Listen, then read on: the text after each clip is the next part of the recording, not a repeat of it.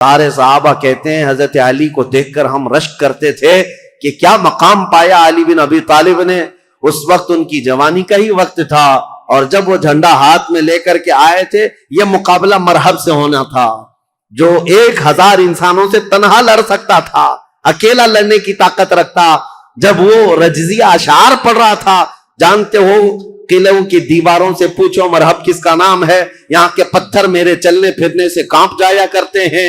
پھر حضرت علی آگے آئے، پوچھا مرحب نے تم کون ہو؟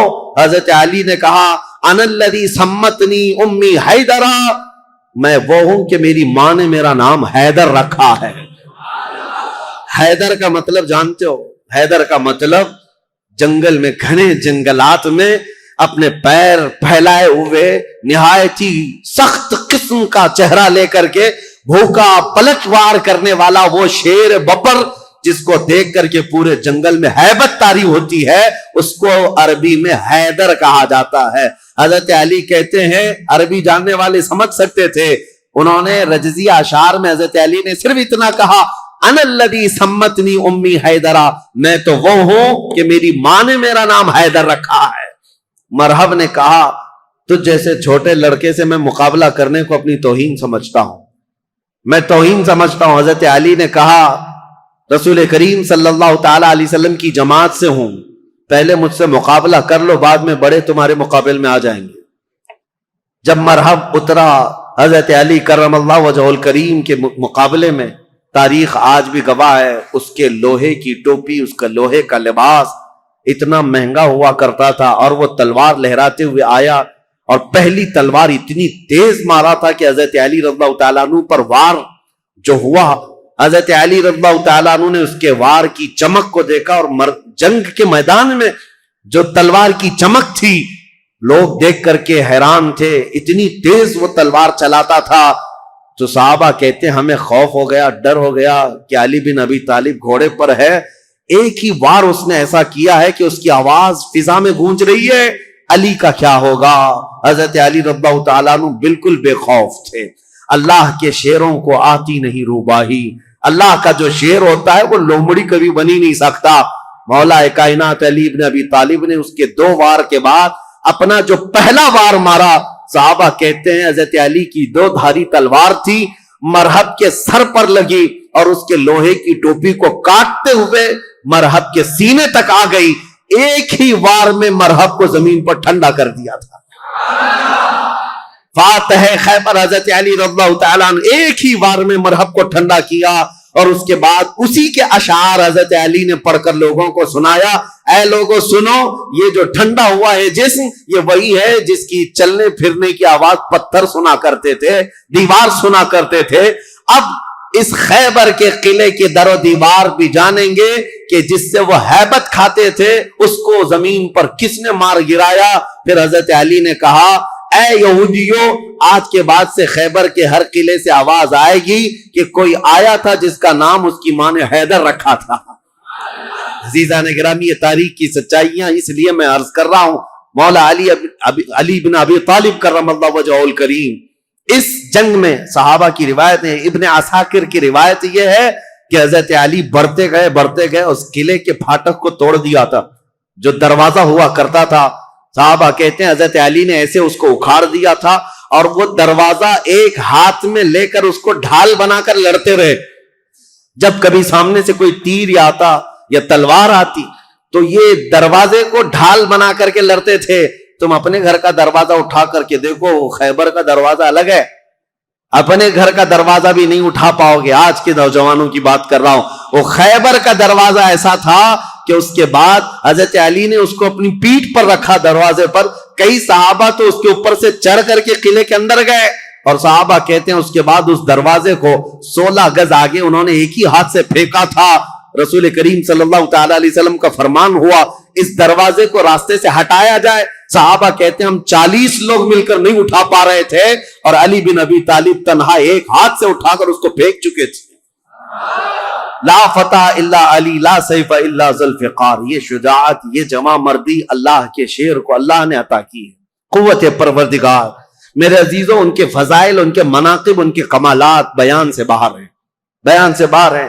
لیکن اب خلافت کا دور شروع ہے، اسی لیے کہ ہم تاریخ بیان کر رہے ہیں، فضیلتیں ہر سال آپ سنتے رہتے ہیں، اور اس سال ظاہر سی بات ہے میں جو ٹاپک لے کر کے چل رہا ہوں وہ تاریخ اسلام ہے۔ ہر بچے کو، ہر جوان کو تاریخ یاد رکھنا بہت ضروری ہے، اور اگر اپنی تاریخ سے تم بے بہرا ہو تو دنیا جو پٹی پڑھائے گی وہ صحیح سمجھنے لگ جاؤ کہ آج حالات یہی ہیں، تم خالی کورے کاغذ لے کر کے بیٹھے ہو، سوشل میڈیا میں کوئی آیا نئی بات بولا، کہا ہاں یہ تو بالکل نہیں لگ رہی ہے، نہیں کچھ نہیں، 1400 سال پرانی ہے، تم کورے تھے، تم نے پڑھا ہی کہاں تھا۔ اس لیے تاریخ کی سچائیاں اگر تمہیں یاد نہ ہو تو اگلا دور جو آنے والا ہے اور بھی بہت ڈینجر ہے، بہت سخت ہے۔ آپ کو پتا ہے یہ ظالمانہ حکومتیں جو ہمارے سر پر آج منڈلا رہی ہیں، یہ دجالی نظام جو پیدا ہو چکا ہے، یہاں سب چیزوں پر اٹیک ہے، سب چیزوں پر اٹیک ہے۔ آپ یہ مت سمجھنا کہ یہ صرف ہماری مسجدیں گرا رہے ہیں یا ہماری خانقاہوں کو پامال کر رہے ہیں، بلکہ ماسٹر پلاننگ کے ساتھ تمہاری نسلوں کی تباہی کا انتظام ہو چکا ہے، ماسٹر پلاننگ کے اعتبار سے، ایسے کہ یہاں پر باضابطہ ایجوکیشن منسٹر اسی کو بنایا جاتا ہے جو سخت قسم کا تعصب پسند ہو، تمہاری تاریخ کو توڑ مروڑ کر کے تمہارے اسکول کے سلیبس میں ایسی چیزیں ڈال دیں کہ بچہ کچے دماغ میں پڑھتے پڑھتے یہی سمجھ جائے۔ آج حالات ایسی ہی ہیں، 10-20 سال پہلے جا کر کے آپ اسکول کے نصاب سلیبس کی کتابیں اٹھا کر کے پڑھیں، اس میں حضور صلی اللہ علیہ وسلم کے نام پر چیپٹر ہوا کرتا، صحابہ اکرام کے حضرت عمر فاروق کے نام پر چیپٹر ہوا کرتا تھا، کوئی نہ کوئی ٹیکسٹ بک میں آپ کو مل جائے گا۔ آج تو ہے ہی نہیں۔ تاریخ اسلام کی یہ سچائیاں، نہ اورنگزیب آئیں گے، نہ شہاب الدین غوری آئیں گے، تاریخ کو مٹا کر کے پتہ نہیں کون کون سے پہاڑی چوہوں کو لا کر رکھا ہے، سب طرح سے بدل کر کے، اس طرح کہ تعصب کی اینک ایسی پہن رکھی ہے انہوں نے کہ تمہارے بچوں میں یہ زہر پھیلتا جائے اور بچے تمہاری تاریخ سے بے بہرا ہو جائیں۔ آج اے نوجوانوں، اگر دنیا تمہاری تاریخ مٹانے کی کوشش کر رہی ہے تو اس وقت تمہاری ذمہ داری ہے، تمہاری ذمہ داری ہے۔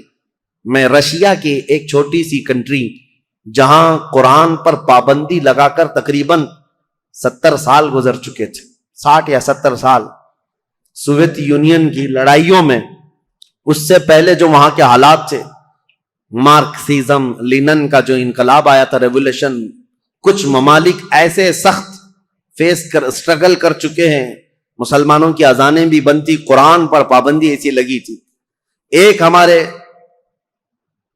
اس تاریخ کو بیان کرنے والے ایک عالم دین ہے، انہوں نے کہا کہ اس ملک میں جانا ہوا تھا، مسجد نام کی کوئی چیز ہی نہیں تھی، ایک جگہ گئے بازار میں تو لوگوں سے معلوم کیا کہ آج جمعہ ہے، کہیں نماز ہے، تو دکان میں بیٹھا ہوا آدمی ہاتھ پکڑ کر لے گیا، ایک دروازہ کھولا، اس دروازے کے اندر دروازہ، اس کے بعد جانے کے بعد ایک کمرہ ہے، وہاں پر کچھ لوگ نماز پڑھ رہے ہیں۔ کہا یہاں سخت پابندی ہے، کھلے عام نماز نہیں پڑھ سکتے۔ نماز پڑھنے کے بعد علاقے کے لوگوں سے، اس عالم دین ہندوستانی تھے، مل کر کے انہوں نے کہا مسلمانوں پر اتنی سخت پابندیاں ہیں لیکن ہیں مسلمان اب تک، نماز تو پڑھ رہے ہیں تم لوگ چھپ کر ہی صحیح۔ انہوں نے کہا نماز ہی نہیں۔ ایک بچے کو انہوں نے سامنے کیا، ایک بچہ تھا تقریباً وہ 12 یا 13 سال کا، کہا یہ قرآن پڑھ سکتا ہے؟ تو وہ ہنسنے لگے، کہا قرآن پڑھ نہیں سکتا بلکہ یہ پورا حافظ قرآن ہے۔ یہ عالم دین کہتے ہیں میں اس کو جگہ جگہ سے قرآن پوچھتا رہا اور وہ قرآن زبانی سناتا رہا۔ ایسی جگہ پر جہاں اذان پر پابندی ہو، جہاں قرآن رکھ نہیں سکتے، ایک بچہ حافظ قرآن ہے۔ انہوں نے پوچھا کہ بیٹا یہ حفظ قرآن ایک باضابطہ مدرسہ لگتا ہے ہمارے ہاں، باضابطہ انوائرمنٹ چاہیے، پھر جا کر کوئی حافظ قرآن بنتا ہے، تم ایسی جگہ پر کیسے بنے؟ وہ کہتا ہے بس میں اپنی دادی سے سن سن کر حافظ قرآن بناؤں، میری دادی حافظ قرآن۔ میں یہ مثال صرف اس لیے دینا چاہتا ہوں، اسلام پر چاہے جیسے سخت حالات آ جائیں، اسلامی سپاہیوں نے اپنے بچوں میں اسلام نسل کرنے کا جب بیڑا اٹھا لیا ہے، دنیا کی عظیم طاقتیں بھی اسلام کو کچھ نہ کر سکی۔ آج وہ ذمہ داری تمہیں اٹھانے کی ضرورت ہے۔ تم یہ مت دیکھو کہ کہاں کیا بدلا جا رہا ہے، سوشل میڈیا پر اور یا اسکولوں کے نصاب میں، سیلیبس میں اور فلموں میں جو ہمیں فلما کر کے دکھایا جا رہا ہے، لوگ احتجاج کر کر کے بول رہے ہیں نا کہ اسلام پر ٹارگٹ ہے، 1000 کرنے دو انہیں۔ یا آج سول کوڈ کی بات لے کر کے مسلمانوں کے قوانین بدلنے، یہ سب حالات آئیں گے، سخت ترین حالات آئیں گے۔ ظالموں کو تو اپنا ظلم دکھانا ہی ہے، لیکن اے غیور نوجوانوں، تمہاری ذمہ داری ہے، تم اپنے کندھوں پر یہ بیڑا اٹھا لو۔ ہم دنیا کے درپردہ یا دنیا کے بھروسے پر اپنے بچوں کو نہیں رکھیں گے، ہم اپنے تاریخ کی سچائیاں اپنے بچوں میں منتقل کرتے جائیں گے۔ یہ گڈی گڑیا کی کہانیاں سنانا چھوڑ دو، اپنے بچوں کو لو، رات میں بیٹھ کر میرے آقا کی اور صحابہ اکرام کے ایمان افروز واقعات سناؤ۔ اتنے واقعات آپ نے سن لیے، ہر سال کربلا سناتے ہیں۔ میرے عزیزو، اب کربلا صرف علماء سے نہیں، ہر گھر میں باپ سے بچہ خود سنے۔ کون؟ حسین ابن علی ہیں۔ یہ کربلا کی داستانیں گھر گھر میں ہو، پھر ہمیں کچھ فرق نہیں پڑتا کہ ظالم طاقتیں کیا کیا منصوبے بنا رہی ہیں۔ مولا علی کرم اللہ وجہہ الکریم کی اب تاریخ میں بیان کرنے جا رہا ہوں۔ یہ فضائل تھے، یہ مناقب تھے، ان کے کمالات تھے۔ ان کے کمالات کے لیے اتنا کافی ہے کہ وہ رسول اللہ صلی اللہ علیہ وسلم کے بھائی ہیں، دنیا میں بھی اور آخرت میں بھی۔ ان کی فضیلت کے لیے اتنا کافی ہے کہ رسول اللہ صلی اللہ تعالی علیہ وسلم نے ان کے لیے یہ فرمایا کہ تم میرے لیے ویسی ہی ہو جیسا موسیٰ علیہ السلام کے لیے ہارون علیہ السلام تھے، بس فرق اتنا ہے کہ میرے بعد کوئی نبی نہیں ہوگا۔ ان کی فضیلت کے لیے اتنا کافی ہے کہ سیدہ کائنات فاطمہ الزہرا ان کے نکاح میں ہیں، اور جنتی جوانوں کے سردار حسن و حسین ان کے بیٹے ہیں۔ ولایت کا سر چشمہ حضرت علی تک پہنچتا ہے۔ اب خلافت کا جو دور ہے، یہ ظاہر سی بات ہے کمپلیکیٹڈ چیز۔ حکومت، سیادت، امارت، خلافت یہ آسان چیز نہیں ہے میرے عزیزو۔ ہر زمانے میں، ہر دور میں یہ عہدہ ہمیشہ اختلافی ہوتا ہی رہا ہے، لیکن صحابہ کے دلوں میں حضور صلی اللہ تعالی علیہ وسلم نے خالص اللہ کی محبت رکھی تھی۔ وہ دنیا پرست نہیں تھے، اور دنیا کے اسباب کی طرف یا مادوں کی طرف وہ اپنے دل دادا نہیں تھے، اللہ کا خوف رکھتے تھے، اس لیے زیادہ معاملات نہیں آئے۔ پھر بھی جیسے کہ کل میں نے بتایا، حضرت عثمان کے 12 سالہ خلافت کے دور میں آخر دور ایسا آیا جو فتنوں سے بھرا ہوا تھا۔ عبداللہ بن سبا نام کا ایک یہودی جس نے یہ بیج بویا اور ایک جماعت پیدا کر دی، اور مسلمانوں میں انتشار اور فرقہ پیدا ہونا شروع ہو گیا، اور سبب کہاں، یہ فتنہ کہاں تک پہنچا؟ حضرت عثمان غنی کا قتل ہو گیا مدینے میں۔ یہ پہلا قتل ہے جو مسلمانوں کے ہاتھ ہوا ہے، حضرت عثمان غنی کا قتل۔ حضرت عمر کو بھی شہید کیا گیا، لیکن وہ تو ایک آگ کا پجاری تھا، ابو لولو فیروز مجوسی۔ لیکن حضرت عثمان کا جو قتل ہوا ہے وہ آپسی انتشار کی وجہ سے ہوا۔ تفصیل میں نے بتایا، جگہ جگہ انقلاب نام سے کچھ جماعتیں کھڑی ہوتی تھیں، ان کو یہ چاہیے تھا ریولیوشن، اور ان کو جدت، نیا پن چاہیے تھا۔ حضرت عثمان کا خلافت کا زمانہ 12 سال ہو رہا تھا، اور یہ وقت یہاں تک آ پہنچا کہ مدینے میں پہنچ کر کے ان سبائیوں نے، مصر کے رہنے والے بلوائیوں نے حضرت عثمان کا قتل کر دیا۔ یہ قتل صحابہ کے لیے بہت بڑا صدمہ تھا۔ جتنے بڑے صحابہ تھے اس قتل کے خلاف تھے۔ خود حضرت علی کرم اللہ وجہ الکریم اس کی سخت مذمت کرتے رہے اور کہتے رہے کہ رسول اللہ صلی اللہ علیہ وسلم کے حرم مدینہ کو جس نے حلال کر دیا خون سے حضرت عثمان کے، وہ دنیا کا بدترین شخص ہے۔ اور حضرت علی کے فرامین ہے کہ میں سمجھتا ہوں قتل عثمان سب سے بدترین فتنہ ہے۔ اب حالات ہو گئے، ان کے قتل کے بعد جنازہ ہو گیا، تدفین ہو گئی، جنت البقیع میں آپ دفن۔ اب خلافت کا مسئلہ آیا کہ اب کون خلیفہ بنے گا۔ جیسے حضرت ابو بکر کی خلافت، کیسے تمام مسلمانوں نے اتفاق رائے سے آپ کو خلیفہ چن لیا تھا، اور حضرت عمر کو حضرت ابو بکر نے جاتے وقت خود ہی اعلان کر دیا تھا، اس لیے اختلاف نہیں ہوا، صحابہ نے ان کو چن لیا تھا۔ اور حضرت عثمان کی خلافت کیسے ہوئی تھی؟ 6 صحابہ جمع ہوئے تھے، کل جیسے میں نے بتایا مجلس شورا اس کو کہتے ہیں، جس میں حضرت سعد بن ابی وقاص، عبد الرحمن بن عوف، حضرت زبیر، حضرت طلحہ اور حضرت علی، حضرت عثمان، یہ 6 لوگ تھے۔ حضرت عمر نے جاتے جاتے ان کو منتخب کیا تھا، یہ 6 لوگ جس کو منتخب کریں گے وہ خلیفہ ہوگا۔ ان 6 میں سے 2 تو پہلے ہی ہٹ گئے کہ ہم کو خلافت کا کوئی ارادہ نہیں ہے، اور باقی جو 2 تھے انہوں نے اپنی خلافت دوسرے کو سپرد کر دی، جیسے حضرت زبیر نے حضرت علی کو دے دیا، حضرت طلحہ نے حضرت عثمان کو۔ بچے 2 ہی تھے، حضرت علی اور حضرت عثمان، جو خلافت کے دعوے دار۔ لیکن حضرت عبد الرحمن بن عوف نے دونوں سے وعدہ لے لیا تھا ہم جس کی بیعت کریں گے ایک دوسرا اس کی پیروی کرے گا، اطاعت کرے گا۔ تو جب حضرت عثمان کی بیعت ہو گئی تو حضرت علی نے بھی بیعت کیا۔ اب یہ پوری روایت مسند ابی یعلا میں، تاریخ ابن عساکر میں، خود حضرت علی کرم اللہ وجہہ الکریم سے منقول یہ روایت میں آپ کے سامنے رکھتا ہوں۔ جب حضرت علی کے ساتھ ایک معاملہ پیش آیا تھا وہ بھی میں ابھی تاریخ میں بتاتا ہوں، 2 جنگیں ہوئی ہیں جو تاریخ کی بدترین قسم کی، یعنی جس میں مسلمانوں کا بہت بڑا نقصان ہوا ہے۔ ان جنگوں کے متعلق ذکر کرنا مسلمانوں میں یہ ضروری نہیں ہے، لیکن ابھی دور ایسا آ گیا ہے کہ چوہے بہت آ گئے ہیں اور تمہارے وائر کاٹنے پر لگے ہوئے ہیں، اسی لیے ہمیں حقیقت تھوڑی بیان کرنی پڑی۔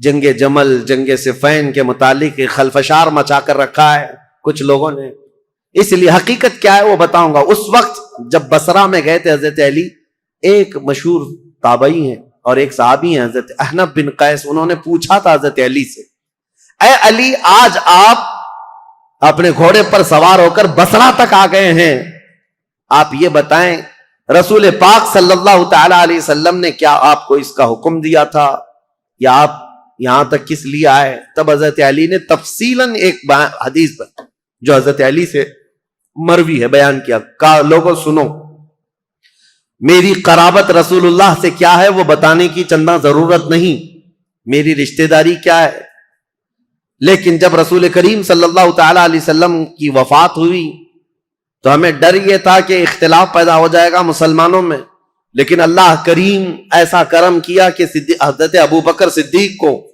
مہاجرین اور انصار سب نے بالاتفاق خلیفہ مان لیا۔ حضرت علی کہتے میں بھی اس میں تھا، میں نے بھی حضرت ابو بکر کی خلافت کو تسلیم کیا، اور صرف اتنا نہیں کہ نہ چاہتے ہوئے، بلکہ حضرت علی کہتے وہ اس کے اہل تھے اور اس کے حقدار تھے، ان سے افضل ہم میں کوئی نہیں تھا، میں نے ان کی خلافت کو تسلیم کیا۔ اور جب جب انہوں نے جنگوں میں شرکت کا کہا، میں نے جنگوں میں شرکت کی، جتنا انہوں نے مجھے حصہ دیا میں اس میں سے حصہ لیتا رہا۔ لیکن جب حضرت ابو بکر صدیق کا انتقال ہوا تو حضرت علی کہتے ہیں میرے دل میں یہ خیال تھا، لیکن حضرت ابو بکر نے جانے سے پہلے ایک وصیت کر دی تھی مسلمانوں کو حضرت عمر کے نام پر کہ عمر بن خطاب کو میں صحیح سمجھتا ہوں، تم لوگ اپنا اس کو منتخب کر لو۔ تو حضرت علی کہتے ہیں حضرت ابو بکر کی ہم حد درجہ تعظیم کرتے تھے، اس لیے ان کے فرمان کے آگے کوئی جا نہیں سکتا تھا، حضرت عمر کو ہم نے خلیفہ بنایا۔ حضرت علی کہتے ہیں میں نے حضرت عمر کے 10 سالہ زمانے میں جتنی جنگیں انہوں نے مجھے جہاں جہاں بھیجا میں نے شرکت کی، جو مال غنیمت ملتا تھا ان کی طرف سے میں نے سب لیا، اور ہر چیز میں ان کے شانہ بشانہ رہا۔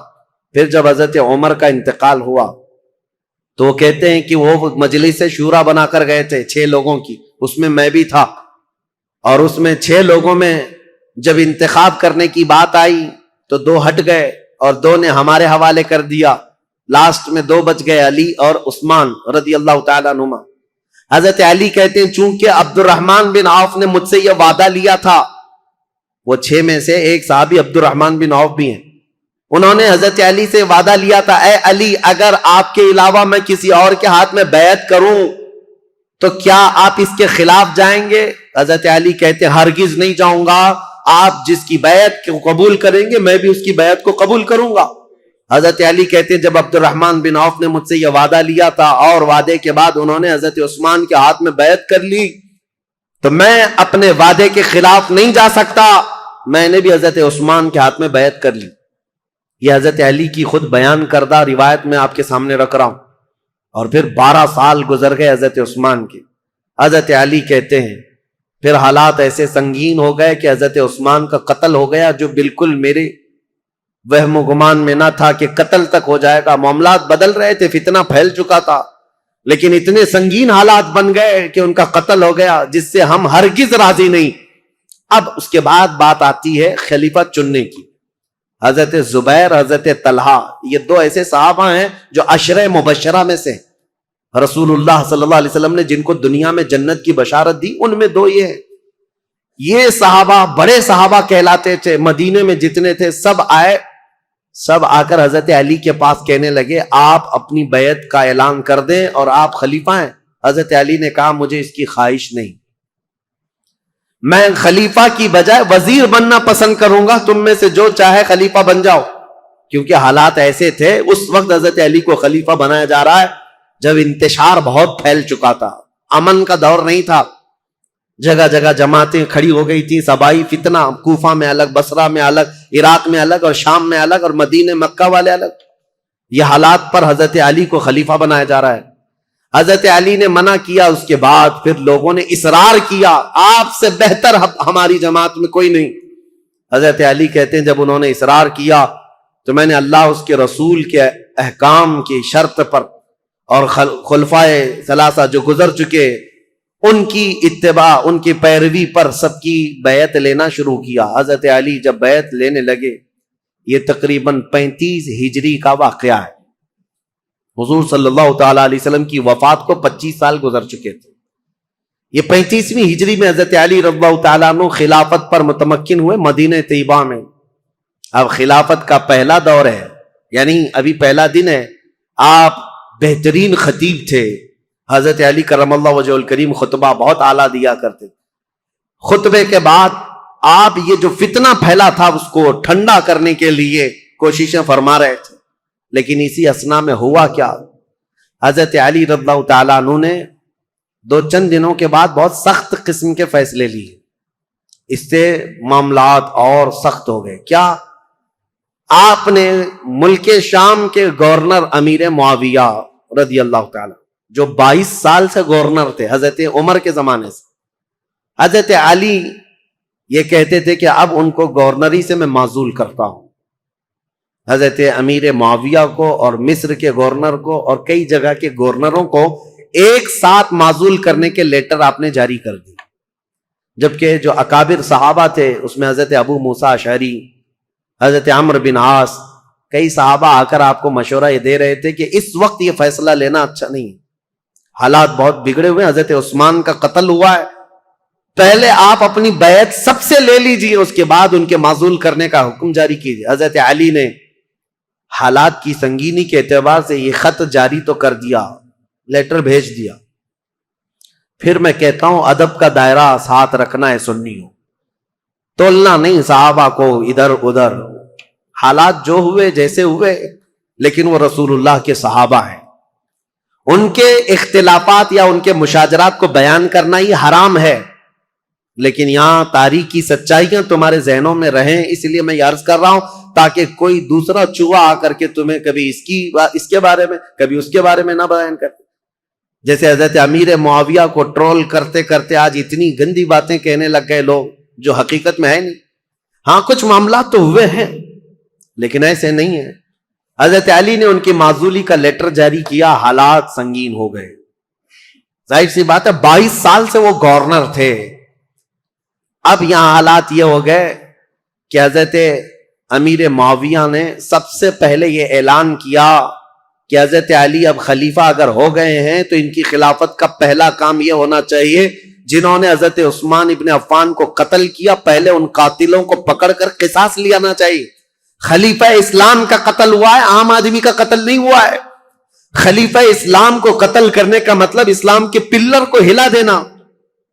حضرت امیر معاویہ شد و مت سے بہت زور شور سے یہ مطالبہ شروع کر دی، اور مطالبے میں بھی اتنا کہ حضرت امیر معاویہ نے مدینے ایک قاصد کو بھیجا اور حالات معلوم کر کے حضرت عثمان کا وہ جبہ منگوایا جس میں ان کی شہادت ہوئی تھی.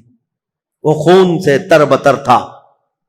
حضرت عثمان جس میں شہید ہوئے تھے وہ جبہ موجود تھا، اور ان کی بیوی حضرت نائلہ اس وقت موجود تھی جو حضرت عثمان کے گھر میں ان کی انگلیاں کٹ گئی تھی، بیچ بچاؤ میں یا زخمی ہو گئی تھی. ان کی کٹی ہوئی انگلیاں اور حضرت عثمان کا جبہ حضرت امیر معاویہ نے دمشق ملک شام منگوایا.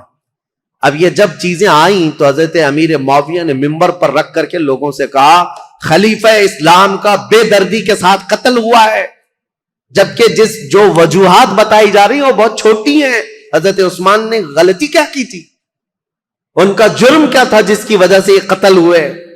اور یہ جبہ جیسی ہی ملک شام میں پہنچا ہنگامہ برپا ہو گیا. تقریباً 60,000 لوگ کھڑے ہو گئے یہ مطالبہ کرنے کے لیے کہ خلیفہ اسلام عثمان بن عفان کے قتل کا قصاص لینا ضروری ہے. جن لوگوں نے قتل کیا ہے خلیفہ اسلام کو، ان کا مطالبہ کرنا اپنی جگہ پر تھا۔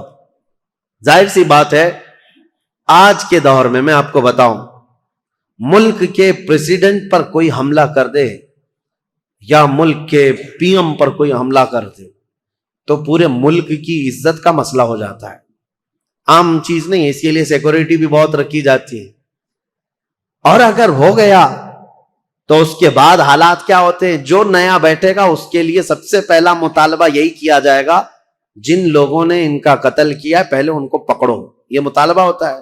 ارے میاں پی ایم اور پریزیڈنٹ تو بہت دور کی بات ہے، ہمارے ہاں کوئی عام آدمی بھی مر جائے تو لوگ مطالبہ کرتے ہیں کہ قاتل کو پکڑو، کلر کون ہے اس کو سزا دو، یہ تو مطالبہ ہوتا ہی ہے، پروٹیسٹ ہوتے ہیں۔ تو حضرت امیر معاویہ کا مطالبہ بہت تیزی سے بڑھتا چلا گیا۔ اب دیکھیں میں حالات آپ کو سمجھا رہا ہوں، حضرت علی کے ساتھ کیا معاملات تھے۔ جیسے ہی مدینے میں آپ نے باغ ڈور سنبھالی، آپ کے لیے حالات یہ تھے کہ صحیح طریقے سے قاتل کون ہے یہ کسی کو معلوم ہی نہیں تھا، آج تک نہیں معلوم، تو کیونکہ اس گھر میں حضرت عثمان ابن عفان کی بیوی حضرت نائلہ اکیلی تھی، وہ بہت پردہ دار عورت تھی۔ انہوں نے بیان کیا حضرت علی کے سامنے کہ محمد بن ابو بکر چھت سے داخل ہوئے تھے، یہ تو میں نے دیکھا ہے، اور انہوں نے حضرت عثمان کی داڑھی بھی پکڑی تھی، لیکن حضرت عثمان نے ایک جملہ کہا تھا کہ تیرے باپ ابو بکر ہوتے تو یہاں تک تیری حرکت نہ ہو سکتی۔ یہ سن کر محمد بن ابو بکر چلے گئے اور دروازے پر کھڑے ہو کر وہ رو کر توبہ کرنے لگے، لیکن ان کے ساتھ انجان دو آدمی بھی آئے تھے، میں انہیں نہیں جانتی ہوں نہ پہچانتی ہوں کون لوگ ہیں۔ اور اس کے بعد حضرت نائلہ جو حضرت عثمان کی بیوی اس وقت جو موجود تھی وہ کہتی ہیں قتل ہونے کے وقت میں وہاں موجود نہیں تھی، قتل ہو گیا۔ حضرت علی کے سامنے یہ مقدمہ ہے، بڑا سخت ہے، کسی انجان کو قتل تو نہیں کر سکتے پکڑ کر کے پوری جماعت کو، ظاہر سی بات ہے آپ موب لنچنگ بھی ہو جاتی ہے تو اس پورے موب کو جو ہے نا سزا نہیں دیتے حکومت، پرٹیکولر ایک آدمی کون ہے جو مرڈر کیا ہے اس کو پکڑنا ضروری ہوتا ہے۔ موب کا جو حملہ ہوتا ہے یہ سب لوگ اس میں شریک ہوتے ہیں، سزائیں چھوٹی چھوٹی ہو سکتی ہیں لیکن مرڈر کا جو جرم ہے وہ سب پر نہیں آتا۔ اس وقت حضرت علی کے ساتھ یہ معاملہ تھا کہ حقیقت میں قاتل کون ہے یہ نہیں معلوم، تو سیدنا علی بن ابی طالب مدینے کے سارے صحابہ سے کہہ رہے تھے کہ میں بھی حضرت عثمان کے قتل کا قصاص لینا چاہتا ہوں، لیکن قاتل پکڑ کر کے تو لائیں۔ لوگوں نے کہا یہ مصر کے لوگ تھے، بلوائی تھے، ان سب کو پکڑ کے سزا دیجیے۔ حضرت علی کہتے ہیں وہ ایسی جماعت سے جن پر میرا قابو نہیں ہے، ابھی ابھی خلیفہ بنے ہیں اور مصر میں نیا اسلام ہے، یہ بلوائی یہ جتنے ہیں وہاں پر ایک فتنہ بھی پیدا ہو چکا تھا، تو وہ جدت پسند لوگ تھے، نئے نئے قسم کے اسلام میں آئے ہوئے تھے۔ حضرت علی ان مصلحتوں کو دیکھ کر خون عثمان کا بدلہ لینے میں آپ نے فرمایا کہ اس کو بعد میں حالات کے ٹھنڈے ہو جانے کے بعد لیا جائے گا، بس بات اتنی تھی۔ لیکن غلط فہمی بڑھتی گئی اور یہ غلط فہمی کو ڈالنے والا کون تھا؟ اسی لیے میں نے کل آپ کے سامنے ایک نام بتایا تھا، عبداللہ بن سبا، ایران کا رہنے والا ایک یہودی جو اسلام میں آیا تھا، اس نے اپنا کام شروع کر دیا، مدینے میں جا کر اور دیگر جگہ پر ملک شام میں لوگوں کو بھڑکانا شروع کیا۔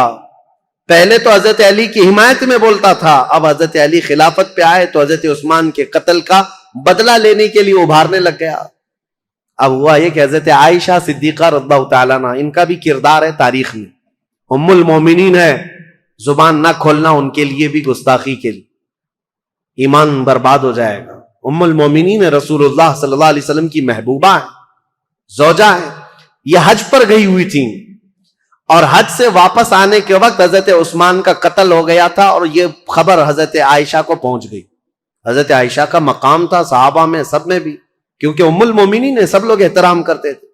حضرت عائشہ کے پاس جب یہ خبر پہنچی تو حضرت زبیر اور حضرت طلحہ یہ دونوں حضرت علی کے ہاتھ پر بیعت کر چکے تھے مدینے میں، لیکن حالات جب سنگین ہونے لگے تو یہ مدینہ چھوڑ کر مکہ چلے گئے۔ کون؟ یہ بڑے دو صحابہ عشرہ مبشرہ میں، حضرت زبیر حضور صلی اللہ تعالی علیہ وسلم کے یہ بھی بھائی لگتے ہیں، پھوپھی کے بیٹے ہیں، سگی پھوپھی کے بیٹے ہیں حضرت زبیر، جیسے حضرت علی چاچا کے بیٹے ہیں، حضرت زبیر پھوپھی کے بیٹے ہیں۔ تو حضرت زبیر اور حضرت طلحہ دونوں مکہ چلے گئے اور یہ دونوں جا کر حضرت عائشہ سے ملاقات کیا پردے میں اور ان کو حالات بتائے مدینے میں کیا کیا ہوا، حضرت عثمان کا قتل کیسے ہوا۔ حضرت عائشہ بہت جلال میں آئی، کہا ہم جانتے ہیں عثمان بن عفان کے اخلاق اور ان کی کردار کو، سارے صحابہ ان کی پاکیزگی کی گواہی دیتے تھے۔ حضرت عائشہ کہتی ہے میں وہ دن بھی جانتی ہوں جب رسول اللہ صلی اللہ تعالی علیہ وسلم حجرے میں بیٹھے ہوتے، کئی لوگ آتے حضور اسی طرح لیٹے رہتے، جب عثمان آتے تو حضور اپنی تہبند سے ہی کر لیتے تھے۔ حضرت عائشہ کہتی ہیں میں گواہ ہوں، اور میں پوچھتی یا رسول اللہ عثمان کے آنے پر اپنی تہبند آپ پیر سے نیچے تک کرتے ہیں اور اٹھ کر بیٹھتے ہیں، کیوں ایسا؟ حضرت عثمان کے متعلق حضور نے فرمایا اے عائشہ کیا میں اس سے حیا نہ کروں جس سے اللہ کے فرشتے حیا کرتے ہیں؟ اللہ کے فرشتے جس سے حیا کرتے ہیں۔ میرے عزیز، حضرت عائشہ نے جب یہ کہا اور وہ جلال میں آئیں، واپس مکہ لوٹ کر آئیں، کہا جب مدینے کے حالات اتنے خراب ہو گئے تو اب کیا کرنا چاہیے؟ مکہ والوں کو جمع کر کے حضرت عائشہ نے ایک خطبہ دیا اور اس خطبے میں آپ نے یہی فرمایا کہ عثمان بن عفان خلیفہ اسلام تھے، خلیفہ برحق تھے، ان کا قتل پورے اسلام کے لیے کلنک ہے، اس کا بدلہ تو لینا ہوگا، قصاص ضروری ہے، ورنہ اسلام پر یہ دھبا ہمیشہ کے لیے رہ جائے گا۔ حضرت عائشہ کی تقریر پر جوش آیا لوگوں میں، اور پھر مکہ والے بھی جمع ہو گئے۔ مکہ والوں نے سب آ کر کے حضرت عائشہ سے کہا کہ یہ بدلہ لینے کا طریقہ کیا ہے؟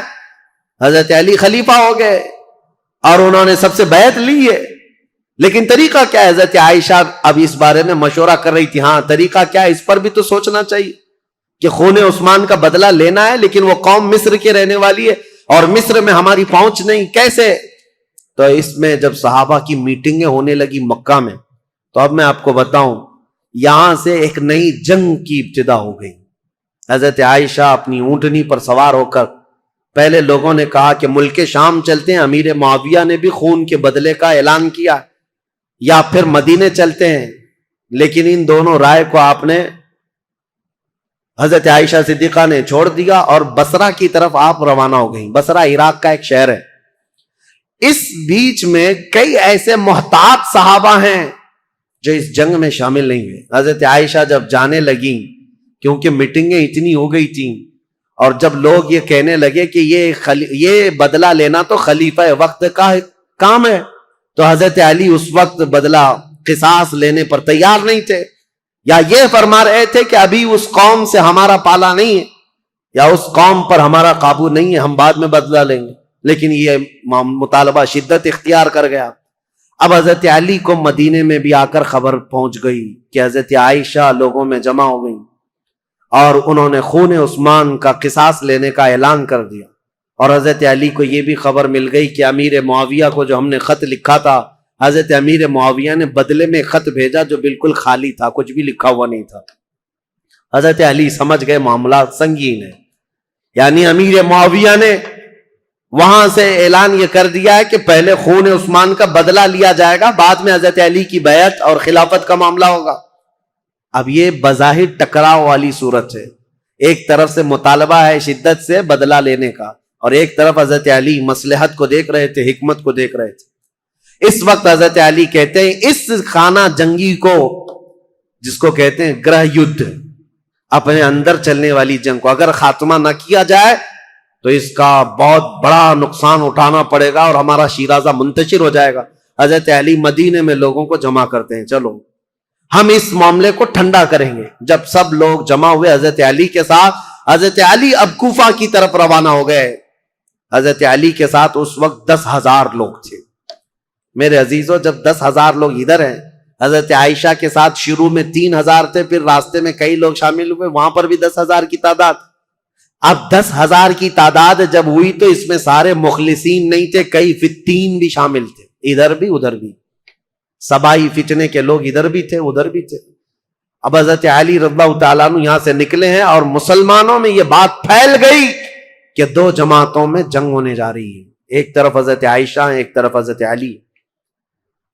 یہاں تک کہ روایت میں موجود ہے جب حضرت عائشہ اپنی اونٹنی پر بیٹھ کر کے مکہ سے نکل رہی تھی تو اس دن کو یوم الخیب کہا گیا ہے، یعنی یوم گریہ۔ سارے مکہ والوں نے اس دن اتنا روئے تھے سارے مکہ والے جتنا وہ کہتے ہم نے کبھی رویا نہیں، کہ ان کو شدت سے غم تھا کہ آج نوبت یہاں کو پہنچی کہ مسلمانوں کی دو بڑی جماعتیں ٹکرانے جا رہی ہیں، ایک طرف ام المومنین عائشہ صدیقہ، ایک طرف مولا کائنات علی بن ابی طالب۔ ابھی امیر معاویہ کا معاملہ ہی نہیں آیا، حضرت عائشہ چل کر کے گئیں، بصرہ پہنچ گئیں، اس میں حضرت زبیر بھی ہیں، حضرت طلحہ بھی ہیں، دو بڑے صحابہ ہیں عشرہ مبشرہ۔ ادھر حضرت علی کے ساتھ جو 10,000 صحابہ ہیں، اس میں حضرت عمار بن یاسر، مقداد بن اسود، بلال حبشی، کئی صحابہ، حضرت علی رضی اللہ تعالیٰ عنہ کے ساتھ حضرت سلمان فارسی، یہ لوگ ہیں۔ نکلے ہیں، جنگ کی نیت تو نہیں تھی، معاملات کو دیکھا جائے گا اور سامنے بیٹھ کر کے کچھ کیا جائے۔ اب حضرت علی کوفہ گئے تو وہاں حضرت ابو موسیٰ اشعری تھے، یہ بھی بڑے صحابی ہیں جنہوں نے بعد میں چل کر صلح کرائی۔ یہ کوفہ والوں میں بیان کر کر کے لوگوں کو یہ کہہ رہے تھے کہ اے لوگوں، اپنا ایمان بچانا، آخرت بچانی ہے، تلواریں اپنے نیام میں رکھو، کوئی اپنے گھر سے نہ نکلے، کوئی ان جنگوں میں شرکت نہ کرے۔ حضرت ابو موسیٰ اشعری تو لوگوں کو منع کر رہے تھے۔ پھر حضرت علی کوفہ پہنچ گئے۔ یہ کوفہ پہنچنے کی وہی تاریخ ہے کہ جب حضرت علی کوفہ پہنچے تو پھر اس کے بعد مدینے دوبارہ تشریف نہیں لائے۔ یہاں سے حضرت علی کی خلافت کا باضابطہ جو دور، کوفہ جو دارالعاصمہ، دارالخلافہ بنا اسلام کا، حضرت علی جب وہاں آئے تو لوگوں کو آپ کی فوج میں شامل کیا گیا۔ حالات سنگین ہو رہے ہیں، طاقت کے بل بوتے، طاقت کے زور، اس کو ٹھنڈا کرنا چاہیے۔ اب اس میں محتاط صحابہ جو تھے ان کی بھی رائے میں بتاتا ہوں۔ حضرت عبداللہ بن عمر ہیں، حضرت عمر بن عاص ہیں، یہ لوگ شریک نہیں ہوئے۔ محمد بن مسلمہ ہیں، یہ لوگ شریک نہیں ہیں۔ احنف بن قیس، یہ بعد میں۔ ان لوگوں سے حضرت علی نے بلا کر کے کہا بھی تھا کہ تمہاری رائے کیا ہے؟ حضرت عمر بن عاص نے کہا کہ میں چل تو پڑوں گا آپ کے ساتھ، لیکن بس اتنی شرط ہے آپ مجھے وہ تلوار دیں جو تلوار یہ پہچانتی ہو کون سی گردن مسلمان کی کون سی کافر کی، مجھے وہ تلوار دیجیے، کیونکہ جنگ ہو رہی ہے، دو جماعتیں جو دونوں طرف مسلمان ہیں، صحابہ ادھر بھی ہیں، صحابہ ادھر بھی ہیں۔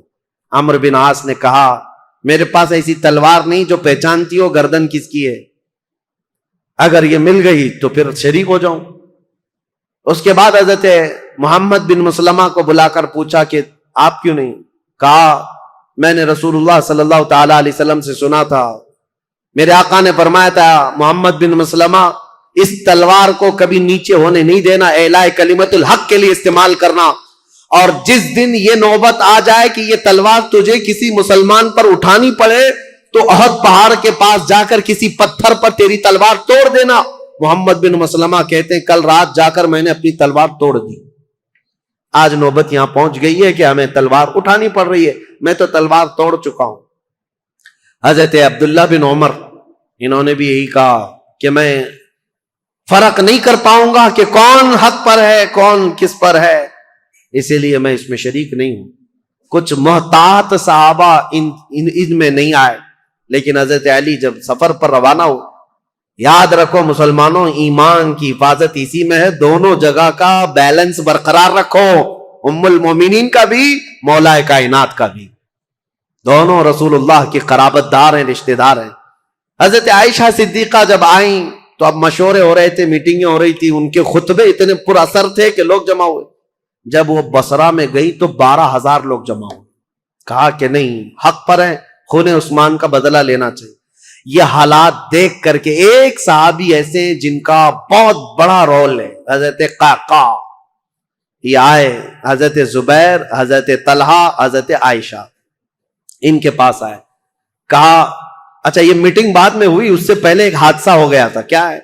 بصرہ میں جیسی حضرت عائشہ پہنچی تو بصرہ کے جو گورنر تھے وہاں پر، تو جو گورنر تھے وہ حضرت علی کی طرف سے تھے، عثمان بن حنیف، انہوں نے کیا کیا کہ راستہ روکنا ہے ان کا، یہ تو لڑنے کے لیے آئے، تو انہوں نے فوراً ہی جنگ شروع کر دی، جبکہ حضرت علی کے آنے کا انتظار کرنا تھا۔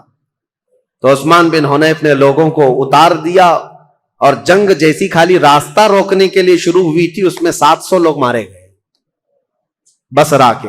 اب ظاہر سی بات ہے جب بصرہ میں اتنا بڑا قتل ہو گیا تو جو 12,000 لوگ تھے ان میں سے 6,000 لوگ پھر گئے، کہا یہ تو اپنے ہی لوگوں کا قتل ہو رہا ہے، یہاں اپنے ہی لوگ مر رہے ہیں. تو 6000 لوگ جب چھوڑ دیے تو حضرت عائشہ کے پاس رات میں حضرت قعقاع آئے. حضرت عائشہ تھی، حضرت زبیر، حضرت طلحہ، یہ تینوں بڑے لوگ بیٹھے تھے. حضرت قعقاع آئے اور کہا دیکھیں کیا حالات بدلتے ہوئے یہاں تک نہیں پہنچے. آپ لوگ تو نکلے تھے عثمان بن عفان کے قتل کا بدلہ لینے کے لیے، لیکن مسئلہ یہاں تک پہنچ گیا کہ جو گورنر بصرہ کے ہیں انہوں نے راستہ روکا، اور ان کے راستہ روکنے کی وجہ سے جو جنگ ہوئی اس میں 700 لوگ مارے گئے. اب ان 700 لوگوں کے مارے جانے کا بدلہ اب کس سے لیا جائے گا؟ ان کا قصاص کس سے لیا جائے گا؟ اب آپ کے ایک ایک فوجی سے وہ قصاص لینا پڑے گا، اتنے مر گئے. تو ڈائیورٹ ہو جائے گا مسئلہ، کہاں آپ کس کام کے لیے نکلے تھے اور کس کام میں آ گئے. کل کو اگر گورنر بصرہ کے عثمان بن حنیف کا قتل ہوتا ہے تو پھر یہ مطالبہ بدل جائے گا. اب آپ کے بارے میں بھی لوگ یہ کہیں گے تم تو نکلے تھے عثمان بن عفان کے قتل کا بدلہ لینے کے لیے، لیکن تم نے اپنے ہاتھوں سے بصرہ کے گورنر کا قتل کیا، اب ان کا قصاص ہم آپ سے لیں گے. بات تو برابر ہو جائے گی. حضرت قعقاع کی یہ باتیں اتنی اثر کر گئیں، حضرت عائشہ نے کہا قعقاع جو کہتے ہیں بالکل سچ ہے، ہمیں جنگ نہیں کرنی چاہیے، ہمیں جنگ نہیں کرنی چاہیے. حضرت زبیر، حضرت طلحہ کے پاس بھی وہ آئے، اسی طرح کی تقریر کی. تینوں نے کہا حضرت علی سے ہماری ذاتی کوئی دشمنی نہیں، صرف اسلام کے اس پلر کو کوئی ہلا نہ پائے اس لیے ہمارا یہ مطالبہ تھا. لیکن آپ کی بات صحیح ہے کہ اب یہ جنگ چھڑ جائے تو اپنوں کا قتل بہت زیادہ ہوگا. تو حضرت قعقاع سے ان تینوں نے کہا جو باتیں آپ نے ہم سے کی ہیں یہی باتیں علی بن ابی طالب سے بھی کرو، اگر وہ بھی راضی ہیں یہ مصالحت کے لیے تو جنگ کی ضرورت ہی نہیں. تو حضرت قعقاع سیدھے کوفہ گئے حضرت علی کے پاس. یہی ساری باتیں حضرت علی کے پاس انہوں نے رکھا، کہا ایسے حالات ہیں. حضرت علی نے گرین سگنل دے دیا اور کہا ہم بھی جنگ کے لیے نہیں آئے قعقاع، جو تم باتیں کر رہے ہو ہم بیٹھیں گے، زبیر اور طلحہ میرے بھائی ہیں، ہم مصالحت کے لیے جائیں گے. حضرت علی جب آئے بصرہ تو یہ دونوں جماعتیں، حضرت عائشہ کی جماعت ہے، حضرت علی بن ابی طالب کی. سنو توجہ سے، اب اصل مسئلہ شروع ہوتا ہے. رات کو میٹنگیں ہوئی مصالحت کے لیے، حضرت قعقاع کبھی ادھر گئے کبھی ادھر گئے، دونوں نے رات میں ایگریمنٹ بھی لکھ لیا. حضرت زبیر خود چل کر کے حضرت علی کے پاس آئے. حضرت علی سے گفتگو کرنے سے پہلے ہی حضرت علی نے ان سے پوچھا اے زبیر تمہیں یاد ہے رسول اللہ صلی اللہ علیہ وسلم نے ایک مرتبہ میں بھی تھا اور تم بھی تھے. سنو حضرت علی حدیث سنا رہے، حضرت زبیر کو یاد دلا رہے، کہا میں بھی تھا تم بھی تھے، رسول اللہ نے تم سے یہ نہیں کہا تھا اے زبیر ایک دن تم علی سے لڑو گے اور علی حق پر ہوں گے، ایک دن تم علی سے لڑو گے اور علی حق پر ہوں گے. تو حضرت زبیر نے کہا سچ کہا علی تو نے، میں نے رسول اللہ سے سنا تھا. کہا حضرت زبیر اسی دن وہاں سے کہتے میں لڑنا نہیں چاہتا تم سے، نکل گئے. جیسی حضرت زبیر گئے حضرت طلحہ نے پوچھا ان سے کیا بات ہے. حضرت زبیر نے کہا علی نے مجھے وہ حدیث یاد دلائی جو رسول اللہ نے میری زندگی میں کہا تھا، علی حق پر ہے، علی حق پر ہے.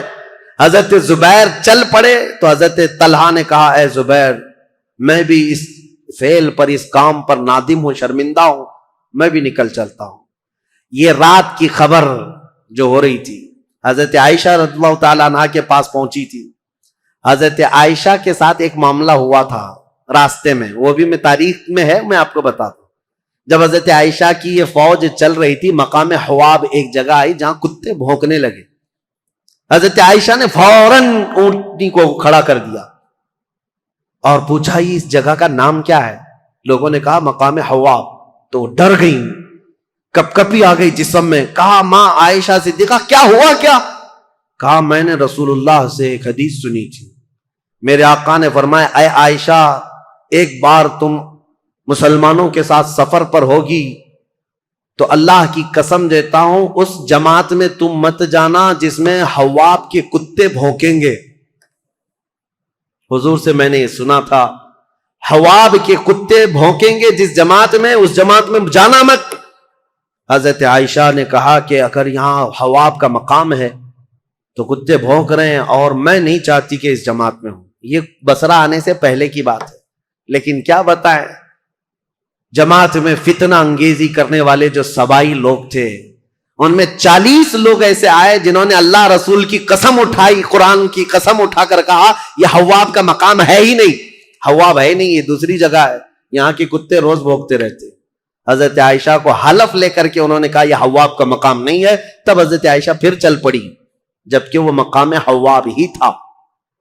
حضرت عائشہ جب بصرہ پہنچی تو اب حالات جو مصالحت کے ہو رہے تھے، رات کو ایگریمنٹ لکھ دیا گیا، لیکن جیسے ہی یہ سبائی 3 لوگوں کو پتا چلا دونوں جماعتوں میں صلح ہو رہی ہے، تو دونوں جماعتوں میں صلح کی بات سن کر یہ سبائی لوگ جتنے جنگ میں شریک تھے سب کے سب بھڑک اٹھے اور کہا ہم یہاں تک صلح کرنے آئے ہیں، ہم تو ایک دوسرے کی گردن مارنے آئے ہیں، اگر یہ بڑے لوگ صلح کر رہے ہیں تو ہم تو نہیں صلح کریں گے۔ یہ فتنہ اٹھایا گیا اور صبح ہوتے ہی حضرت زبیر جا رہے تھے، اپنا سامان لے کر اس میدان سے نکل رہے تھے، ایک سبائی شخص آیا اور حضرت زبیر کو پیچھے سے نیزہ مار کر شہید کر دیا۔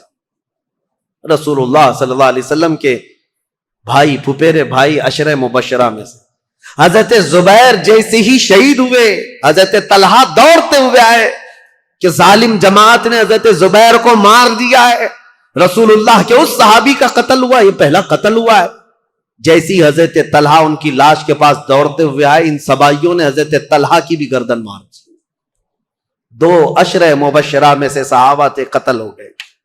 اب ہوا یہ کہ جیسے ہی حضرت زبیر اور حضرت طلحہ شہید ہوئے تو یہ جو جماعت آئی تھی ان سب میں یہ اعلان ہوا کہ حضرت علی کے ساتھ جو جماعت آئی ہے انہوں نے وعدہ خلافی کی ہے، رات کو صلح کیا اور صبح قتل کیا ہے، اس اعتبار سے جنگ شروع ہو گئی۔ ادھر سے جو حضرت عائشہ کے ساتھ لوگ آئے تھے وہ جنگ میں کود پڑے اور ادھر سے جو تھے وہ بھی جنگ میں کود پڑے۔ یہ گھمسان کی جنگ چلتی رہی، اتنی سخت جنگ تھی، اتنی سخت جنگ تھی کہ ایک دن کے اندر 12,000 مسلمان قتل ہوئے۔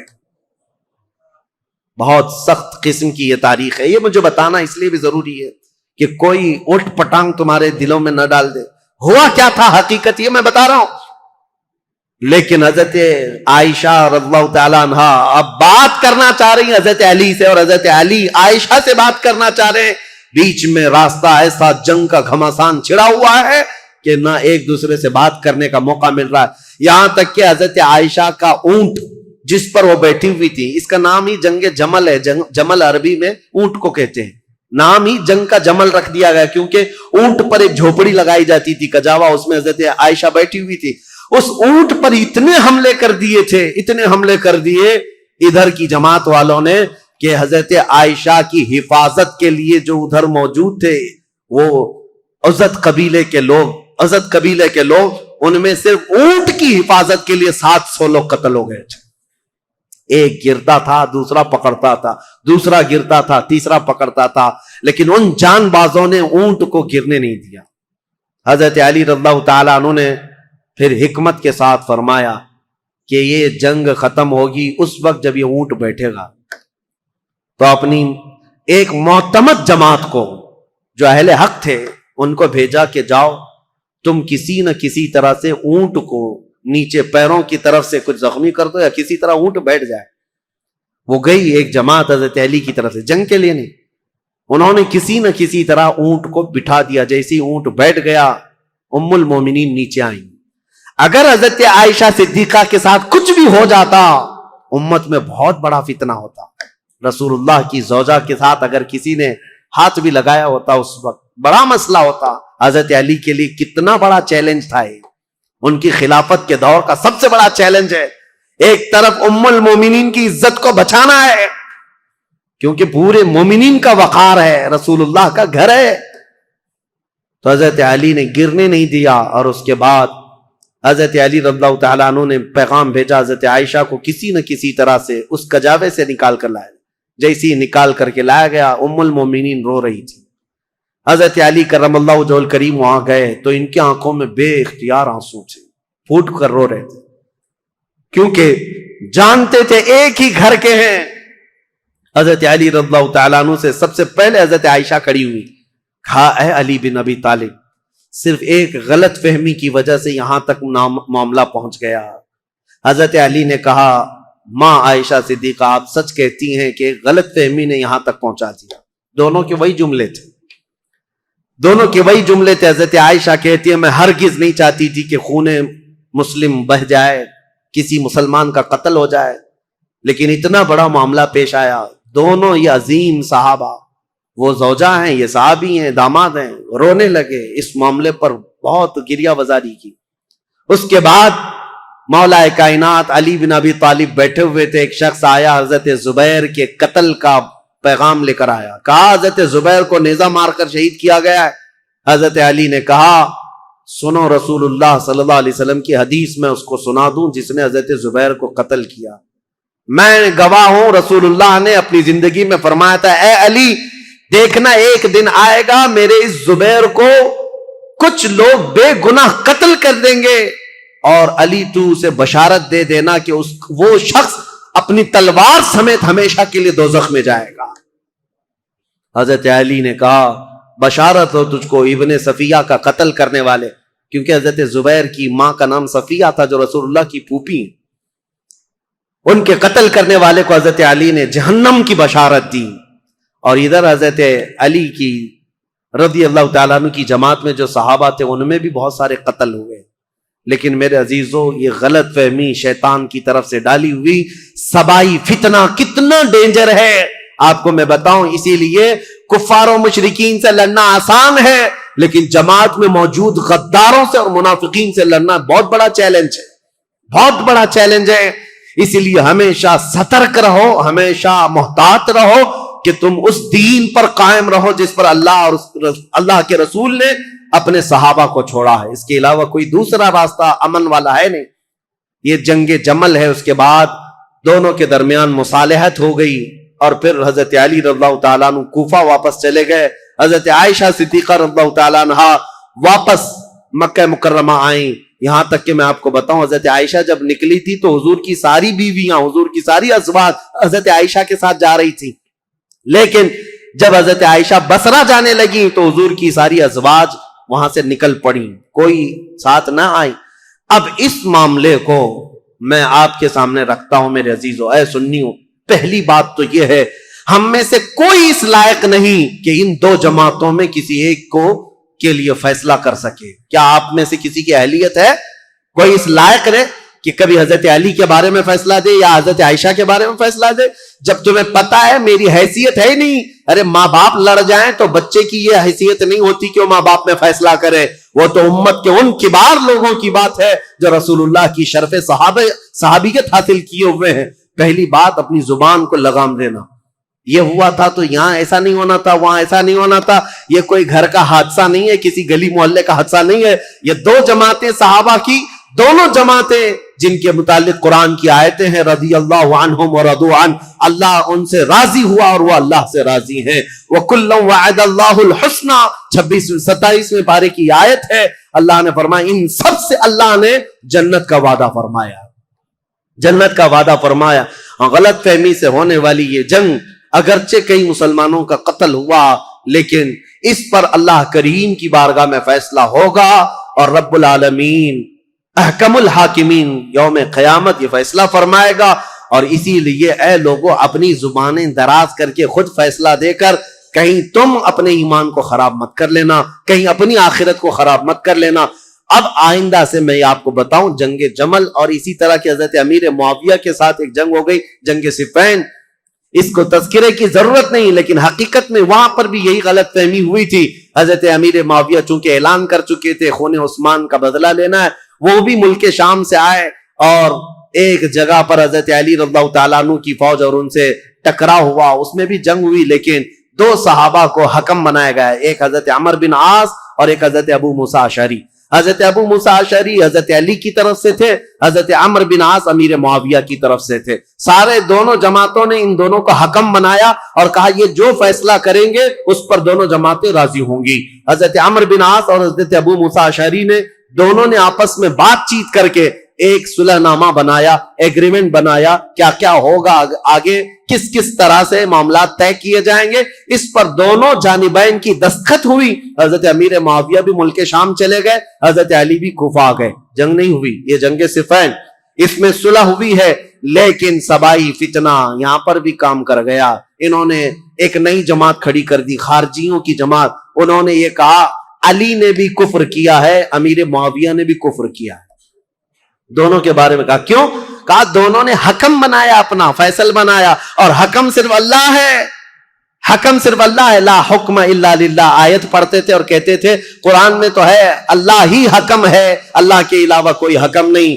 حضرت علی نے اس کے متعلق یہ فرمایا تھا کلمۃ حق ارید بها الباطل، کلمہ تو حق ہے جو کہہ رہے ہیں لیکن اس سے معنی باطل مراد لے رہے ہیں. جیسے آج بھی بہت ساری جماعتیں ہیں آیتوں کو کس پر فٹ کر دیتے ہیں. مشرکین پر اتری ہوئی، مشرکین کے لیے اتری ہوئی آیتیں وہ مومنین پر فٹ کر دیتے ہیں. خارجی ایک جماعت تیار ہوئی جو حضرت امیر معاویہ کی بھی دشمن، حضرت علی کی بھی دشمن. ان لوگوں نے یہ فتنہ اٹھایا کہ یہ دونوں جماعتیں کافر ہو گئی، ہم اپنی جماعت لے کر الگ ہوتے ہیں. اور یہ جماعت ایک پھر نئی بنی شیعہ حضرات کے بعد ایک خارجی جماعت. اور یہ جب کافر خود ہو گئے، ظاہر سی بات ہے رسول اللہ کے 2 صحابہ کو کافر کہنا خود کافر ہونا ہے. یہ جماعت نکلی، حضرت علی نے ان سے بھی مقابلہ کیا مقام نہروان میں. اور جتنے خارجی تھے یہ اتنے سخت ہو گئے تھے کہ جو بھی مسلمان گزرتا تھا اس کا پورا مال لوٹتے تھے اور اس کو جلا دیتے تھے. حضرت علی کی دشمنی میں مسلمانوں کے دشمن ہو گئے. تو پھر حضرت علی نے ان کے ساتھ مقابلہ کیا اور وہ جتنے خارجی ہوئے تھے ان کو قتل کیا. چند خارجی بچ کر کے وہاں سے نکل کر بھاگے اور انہوں نے اپنی الگ الگ جماعتیں بنائی. اب شدت بدلہ لینے کی شدت انتقام اتنا گھر کر گیا خارجیوں میں کہ 3 خارجی لوگ ایسے ہوئے میٹنگ کیا اور انہوں نے کہا دیکھو یہ روز روز کی جنگوں سے پریشان ہیں، یہ 3 بڑے لوگ جو ہیں علی بن ابی طالب، عمرو بن عاص، امیر معاویہ، ان تینوں کو قتل کر دیتے معاملہ ہی ختم ہو جائے گا. نعوذ باللہ. یہ 3 کاموں کے لیے عبد الرحمن بن ملجم، عمرو بن بکیر اور ایک شخص اور تھا برکہ بن عماد یا کچھ اس کا نام برکہ تھا. یہ 3 خارجی لوگ تھے. میٹنگ کیا، کہا ہم تینوں ایک ہی دن کا انتخاب کرتے ہیں، ایک ہی دن تینوں کو ماریں گے. 3 بڑے صحابہ کو، حضرت علی کو، حضرت عمرو بن عاص کو، حضرت امیر معاویہ. ان تینوں نے، حتیٰ کہ یہ جو عبد الرحمن بن ملجم ہے اس نے شادی کی، یہ عاشق تھا ایک عورت کا، اور اس نے شادی میں اپنی عورت کے مہر میں یہ رکھا تھا کہ 12,000 دینار مہر میں دوں گا اور علی بن ابی طالب کی گردن مہر میں دوں گا. قتل مہر میں رکھا تھا. اس قدر دشمنی کوٹ کوٹ کر بھری ہوئی تھی. اور ان تینوں نے ایک تاریخ متعین کی، رمضان المبارکہ کی. 17 رمضان کو تینوں اپنے اپنے علاقوں میں گئے. حضرت علی کوفہ میں تھے، حضرت عمرو بن عاص یہ مدینے میں یا دوسرے علاقے میں تھے، حضرت امیر معاویہ ملک شام میں تھے. تینوں پھیل گئے اپنے اپنے ان منصوبوں کو لے کر.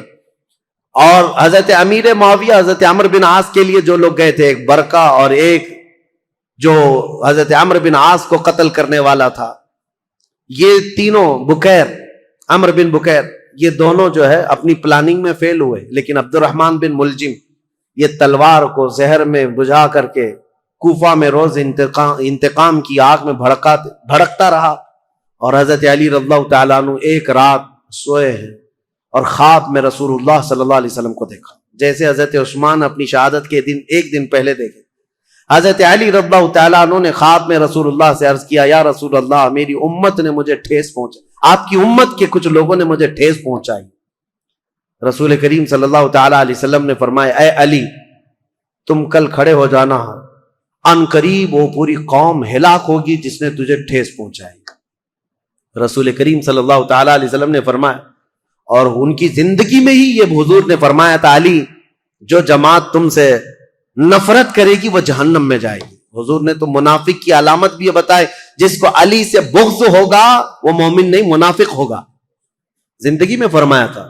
تو حضرت علی نے خواب دیکھا، صبح حضرت حسن کو اٹھایا بستر سے، امام حسین کو اٹھایا، کوفہ میں تھے، کہا کہ چلو فجر کی نماز کے لیے جا رہے تھے. اور حضرت علی کی عادت تھی فجر کی نماز کے لیے لوگوں کو جگاتے تھے، ہر گھر سے آواز دیتے تھے زور سے. حضرت حسن اور حضرت حسین کو اٹھایا اور کہا میں نے خواب میں رسول اللہ کو دیکھا ہے، اور رسول پاک صلی اللہ تعالیٰ علیہ وسلم نے مجھ سے یہ فرمایا، وعدہ فرمایا. اور اس کے بعد یہ کہتے ہوئے حضرت علی محراب کی طرف بڑھ رہے تھے سارے لوگوں کو. یہ عبد الرحمن بن ملجم نے حضرت علی کرم اللہ وجہہ الکریم کے چہرے پر وار کیا، اور وہ تلوار سے حضرت علی رضی اللہ تعالیٰ عنہ کے انجانے میں چہرے سے ایسا گھاؤ بیٹھا کہ ایک ایک بات دیگرے کئی حملے کیے نماز پر جانے والے کے لیے. اور اسی وقت حضرت علی رضی اللہ تعالیٰ عنہ کے جسم میں زہر بھی سرایت کر گیا. چہرے سے لے کر حضرت علی رضی اللہ تعالیٰ عنہ کے کندھے تک زخم آیا تھا. آپ زمین پر آ گئے تو آپ کو سارے لوگوں نے اٹھایا. یہ فجر کا وقت تھا, 17 رمضان المبارک کی تاریخ تھی. مولا کائنات علی مرتضیٰ رضی اللہ تعالیٰ عنہ کو گھر لایا گیا تو آپ جام شہادت نوش فرما گئے. اس حیدر کرار فاتح خیبر کی شہادت ہو گئی 17 رمضان کو. مارنے والا قاتل عبد الرحمن بن ملجم اس کو پکڑ کر کے لوگوں نے ٹکڑے کر دیے تھے اور اس کے ٹکڑے جلا دیے گئے تھے. خارجی تھا, لیکن میرے عزیزوں مولا کرم اللہ وجہ الکریم علی بن ابی طالب کے قتل کے ساتھ ہی اسلام کا تاریخ کا ایک دروازہ بند ہو گیا. یہ ایک ایسا دور تھا جہاں پر خلافت راشدہ ختم ہو گئی. خلفائے راشدین جو 4 ہیں, اور بعض نے حضرت حسن بن ابی طالب کو بھی خلفائے راشدین میں شمار کیا. اب میں یہاں تاریخ کو روک دیتا ہوں اور عرض کرتا ہوں, میرے آقا نے فرمایا تھا کہ میرے بعد 30 سال خلافت ہوگی. الخلافت بعدی 30 ثم الملوک. 30 سال میرے بعد خلافت ہوگی اور اس کے بعد بادشاہت آ جائے گی. اب حساب کرو, سیدنا ابو بکر صدیق کا زمانہ 2.5 سال کا, 2 سال کچھ مہینے. حضرت عمر فاروق رضی اللہ تعالیٰ عنہ کا زمانہ 10 سال, کتنے ہوئے 12.5 سال. حضرت عثمان بن عفان رضی اللہ تعالیٰ عنہ کا زمانہ 12 سال, کتنے ہوئے 24 سال. حضرت علی بن ابی طالب رضی اللہ تعالیٰ عنہ کی خلافت کا کل زمانہ 5 سال کچھ مہینے تھا, کتنے ہوئے 29 سال. 6 مہینے بچے تھے جس میں حضرت امام حسن خلیفہ ہوئے تھے. اسی لیے بہت سارے مفسرین محدثین یہ کہتے ہیں وہ بھی خلفائے راشدین میں شامل ہیں. 6 مہینے کے بعد انہوں نے خلافت امیر معاویہ کو دے دی تھی, لیکن خلافت کا دروازہ یہاں پر جو راشدہ ہے, خلافت راشدہ بند ہو گیا. خلفائے راشدین کا وہ سنہرا دور ختم ہو گیا. عزیزان گرامی, اسلام کی تاریخ کی وہ سچائیاں ہیں جو ہر جوان کو سننا چاہیے. 17 رمضان کو کوفہ والے کہتے ہیں بدلیاں ایسی چھا گئی تھیں, لگتا تھا کہ لوگ تو لوگ ہیں, آسمان بھی رو پڑا ہے علی بن ابی طالب کی شہادت میں. حضرت علی کرم اللہ وجہ الکریم کا جسد خاکی لایا گیا.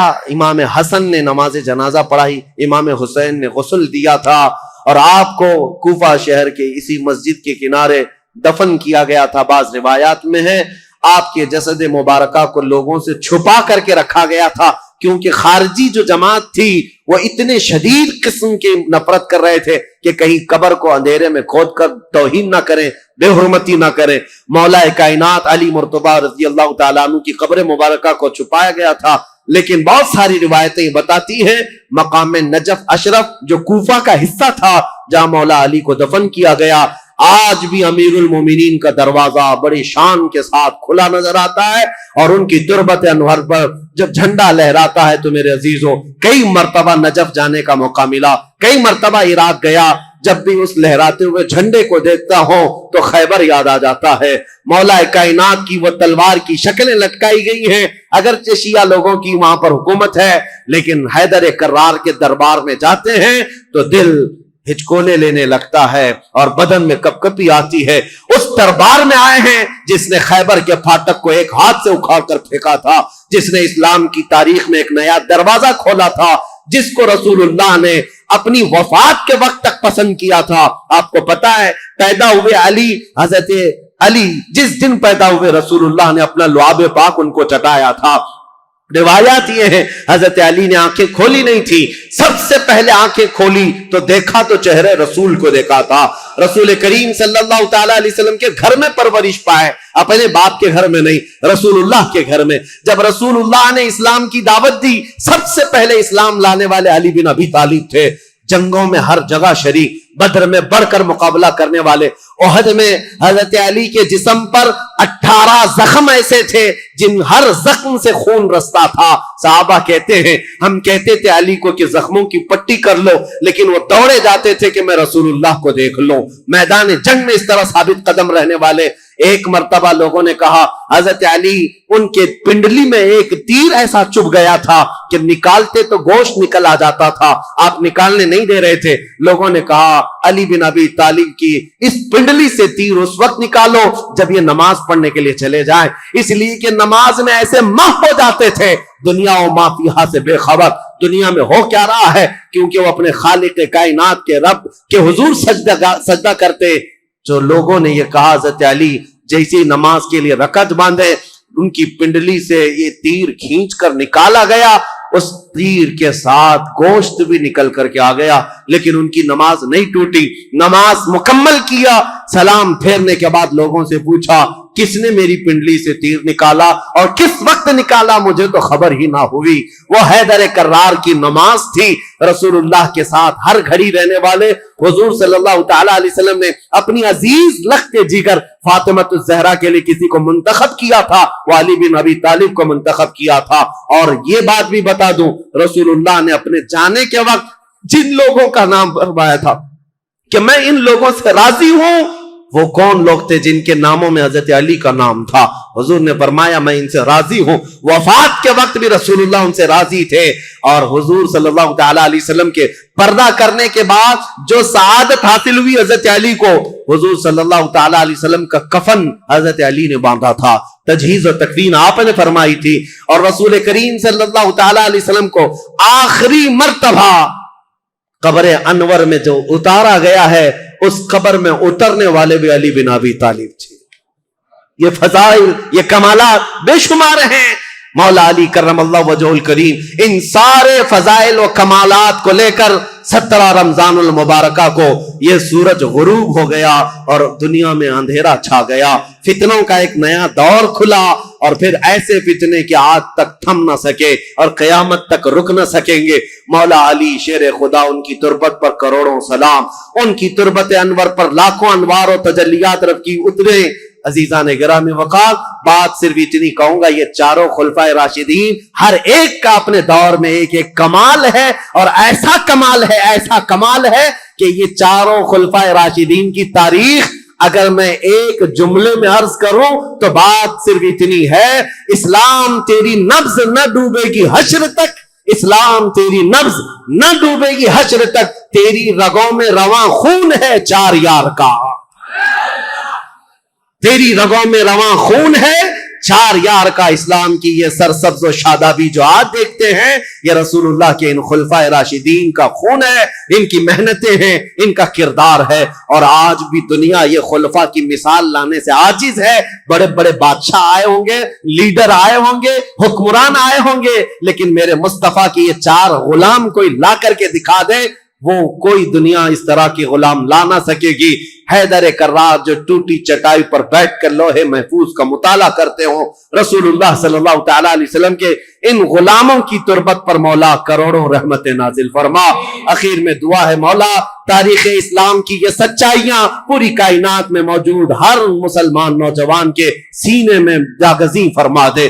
اے اللہ, ہم تیرے دربار میں صدیق اکبر کی صداقت کا صدقہ مانگتے ہیں, فاروق اعظم کی عدالت کا حصہ مانگتے ہیں, عثمان غنی کی سخاوت کا جز مانگتے ہیں, مولا حیدر کرار کی شجاعت کا ٹکڑا مانگتے ہیں. مولا ان خلفائے راشدین کے کچھ حصے صدقے میں ہمیں عطا فرما, اور قیامت تک آنے والی ہماری نسلوں کو ان صحابہ کی غلامی میں زندگی عطا فرما.